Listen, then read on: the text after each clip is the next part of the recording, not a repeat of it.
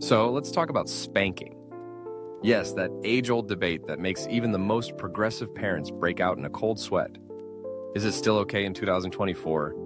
I mean, we've got flying cars on the horizon and robots that can do your laundry, yet here we are, still arguing about whether a little smack on the behind is acceptable. It's like we're living in a time loop where the only thing that changes is the wallpaper. Now, before we dive into this, let's get one thing straight. I'm not advocating for a free-for-all on the backside. We're not talking about a game of pin the tail on the donkey here. But let's be real. When I was a kid, if I acted up, my parents would give me that look. You know the one, the I'm counting to 3 look. And I'd be like, oh no, not the countdown. Anything but the countdown. And by anything, I mean I'd do anything to avoid the consequences. I'd clean my room, wash the dishes, and I'd even pretend to like broccoli. But if you think about it, that countdown was just a precursor to what could happen next. And let's be honest, it was only a light smack. It wasn't like I was getting a full-on WWE smackdown in the living room. Now, fast forward to 2024. We've got parenting blogs, TikTok experts, and a whole army of mom influencers who've made it their life's mission to tell us that spanking is the devil's work. And I get it, I really do. They've got studies, they've got statistics, and they've got a lot of feelings.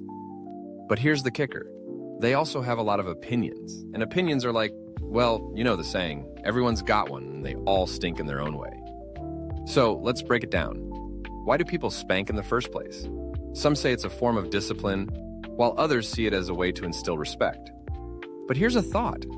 Maybe it's just a really poor way of communicating. I mean, if I were to walk into a job interview and the boss said, "You're late," and then slapped me on the back of the head, I'd probably just walk right back out. Thanks for the feedback, but I'm going to take my talents elsewhere. But here's the thing. Spanking is a cultural phenomenon. In some cultures, it's as normal as breathing. In others, it's akin to summoning the wrath of the parenting gods. So, what's the right answer? Is there a universal parenting manual that I missed in the mail? Because if there is, I'd like to get my hands on it. Let's also consider the alternatives. Timeouts, for example. Timeouts are like the adult version of sending someone to their room. You're grounded. Go think about what you've done. But have you ever tried to reason with a toddler? It's like trying to negotiate with a tiny dictator. No, you can't have ice cream for breakfast. And they look at you like, excuse me? Who do you think you are? And there's the classic talking it out. Oh, talking it out. The gold standard of modern parenting. You sit your child down and say, let's discuss your feelings. Meanwhile, the kid is like, I'm feeling like I want to throw this toy at your face. It's a real struggle, folks. Now, let's talk about the aftermath of spanking. Some parents claim it works wonders, like a magic spell, to make kids behave. But what happens when that kid grows up? Are they going to be the one at the office who can't handle constructive criticism because they associate it with a smack on the behind?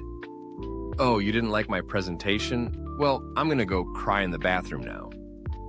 And let's not forget the emotional baggage. I mean, who wants to unpack that at therapy? So, tell me about your childhood. Well, I was spanked, and now I can't stand the sound of a wooden spoon.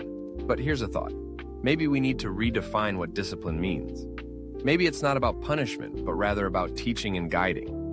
I mean, if you really want to teach your kid a lesson, try taking away their screen time.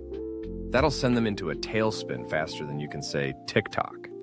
And let's face it, we're living in a world where kids have access to more information than we ever did. They're practically little walking encyclopedias. They can Google how to get away with murder before they can tie their shoes.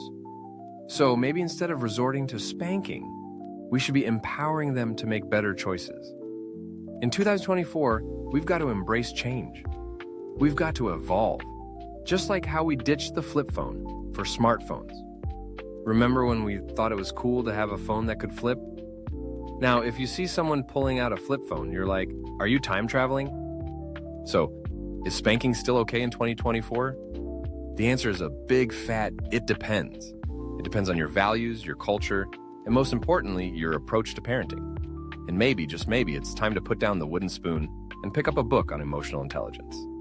Let's face it, parenting is hard enough without adding a side of guilt. So, whether you're team spank or team no spank, just remember, at the end of the day, we're all just trying to raise decent human beings. And if that means a little bit of trial and error, well, welcome to the club.